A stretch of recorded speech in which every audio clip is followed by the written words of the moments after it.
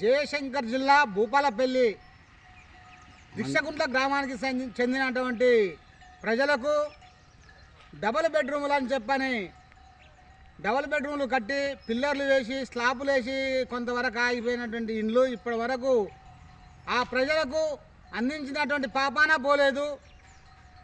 మధుసేనాచారి అట్లా చేసిండంటే రమణారెడ్డి గారు వచ్చి ఉన్నది ఎట్లా పెట్టేసిండు. రమణారెడ్డి పోయినాయంటే ఇప్పుడు గండ్ర సత్యన్న వచ్చి సమక్షం అవుతుంది. ఆయనన్నా కనీసం ప్రజలను తలుసుకొని ఎంతో కొంత న్యాయం చేకూర్చే విధంగా చేస్తాం అనుకుంటే మన గండ్ర సత్యన్న కూడా అదే పద్ధతిలో ఉన్నాడు.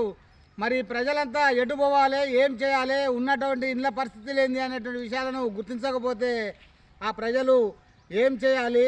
మరి ప్రభుత్వాలు వేరేటువంటి ప్రభుత్వ లీడర్లే ఇట్లా చేస్తే ఈ ప్రజలు ఎటు వైపుపోతారు, ఏం చేస్తారు అనేటువంటి విషయాన్ని గుర్తించి సత్యన్న ఇప్పటికైనా ఆలోచించి విషయాలను ఆలోచించి ఆ ఇండ్లను పూర్తి చేసి ఆ ఇంటి నెంబర్లను వాళ్ళకి ఇవ్వాలని చెప్పని ఈ సందర్భంగా మేము డిమాండ్ చేస్తా ఉన్నాం. భారత సమాజ డెవలప్ పార్టీ జిల్లా అధ్యక్షుడిగా బుర్రి కుమారస్వామి.